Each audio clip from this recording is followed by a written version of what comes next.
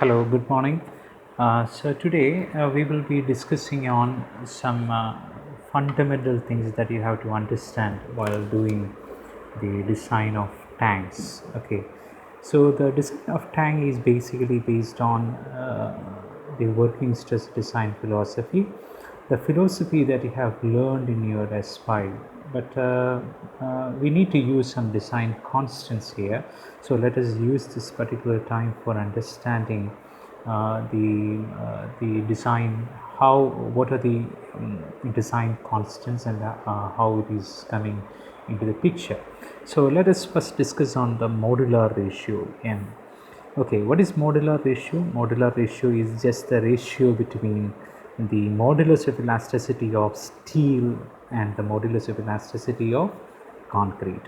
So for design, for discussing more about modular ratio, I am using the reference textbook as BC Punya, and it's page number 40. It's clearly given what do you mean by modular ratio. So here we are taking a composite section consisting of steel and concrete bar subjected to an axial compressive force of P, and the length of this bar is taken as L. Okay, the length of the bar is taken as L. So here the total area of cross section let the total area of cross section be equal to A, and PS be the load carried by steel, and PC be the load carried by concrete. If it is like that, then the total load should be carried by steel and concrete. Okay, so this is the first equation. The total load has to be carried by steel and concrete, but as we know, the concrete and steel are two different materials having different material properties. The load will not be equally carried by steel and concrete, but the total will be carried together, but PS will not be equal to PC. But from the compatibility condition, we know that whatever strain happening in concrete and steel, that should be the same. So the deformation, if it is delta, that should be the same for steel and concrete. And also we know that the axial deformation is nothing but delta equal to PL by A. This we know. Okay, so I'm using that particular thing over here.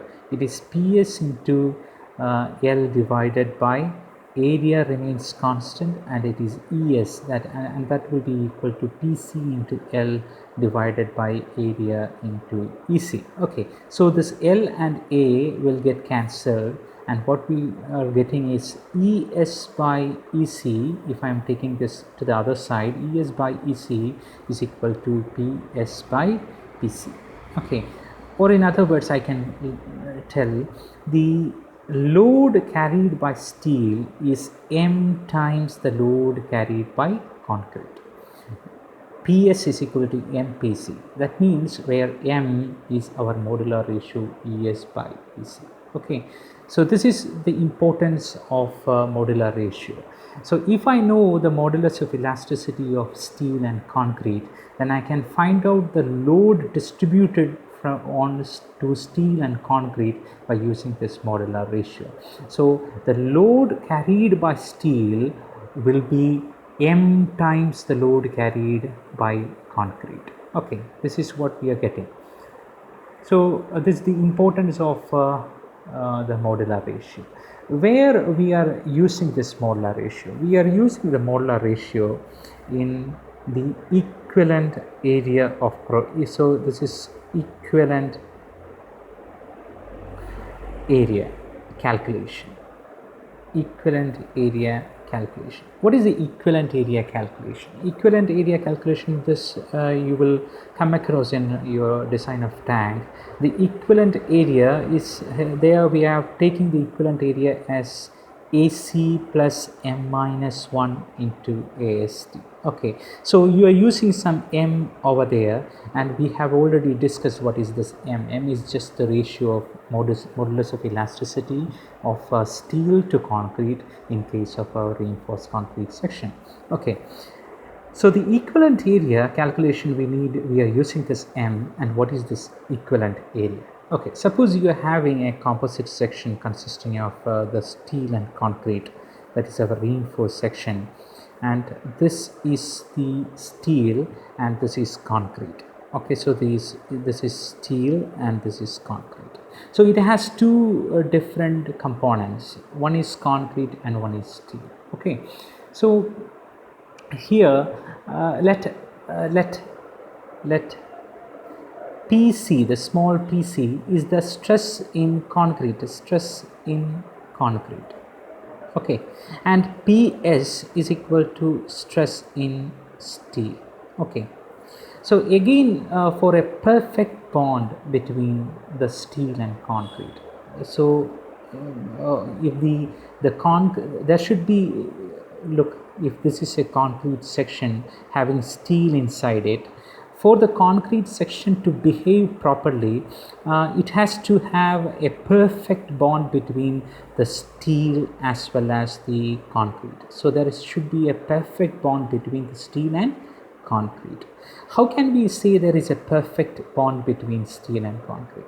Only when the deformation happening in the steel and the deformation happening in the concrete around the steel has to remain constant. Okay, then only we can say that it is in perfect bond. Okay, so so the whatever strain that is occurring in steel, in other words, I can say whatever strain that is occurring in steel should be the same in occurring in the concrete surrounding the steel. The concrete surrounding the steel, that is very important. It is not about the whole area of cross section, but the concrete surrounding the steel should have the same strain. Okay, so then again we know, according to our Hooke's law, we know that this can be again rewritten as PS by PS by ES, right? Because we know that modulus of elasticity is nothing but the ratio of stress and strain. Okay, so if I am writing what is strain, it is nothing but the stress divided by modulus of elasticity of steel, and this is nothing but the stress divided by the modulus of elasticity of concrete. So again what we are getting is the same answer. We already know our load carried by steel is M times the load carried by concrete. In a very similar manner, the stress carried by steel will be M times the stress carried by concrete. So this also we come to know from this equation. Okay, so again we have this particular formula wherein the total load, this equation 1. Okay, again we are using that particular equation. So what we are getting is the total load will be the sum total of load carried by concrete and load carried by steel, right? So this can be again written as, it is a stress, load means stress into area of steel plus stress in concrete into area of concrete. This I can write, right? So what is stress in steel? It is nothing but M times PC into AS plus PC into AC, right? This I can write it like this. This is the total load P. So what is PC? Then I can write, what is PC? Then I can write P divided by MAS plus AC. This I can know. I can get it from this particular equation. If I am substituting, then I can get the stress in concrete in terms of the total load and the equivalent area, right? The stress in concrete is total load divided by MAS plus AC. Okay, so what is this? This is nothing but P divided by equivalent area.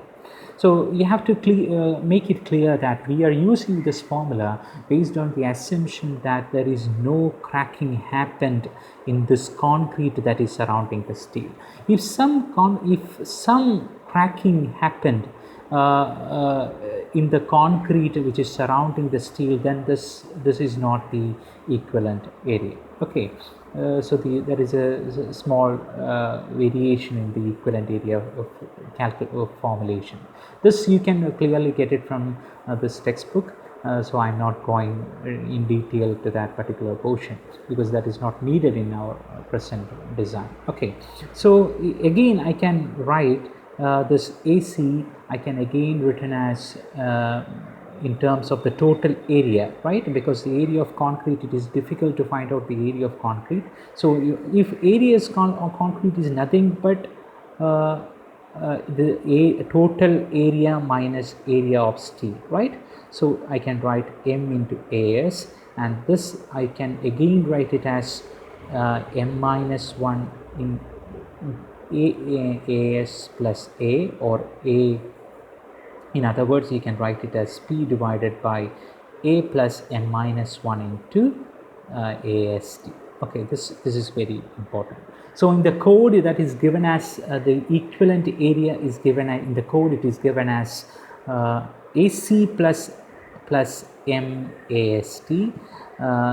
The same formula, this is very much similar to A plus M minus 1 into AST. This you came to know because this was your equivalent area, and this is a new equivalent area in based of the total area of cross section and the area of steel. Okay, so the equivalent area which was important in our design is also got from this particular example. Okay,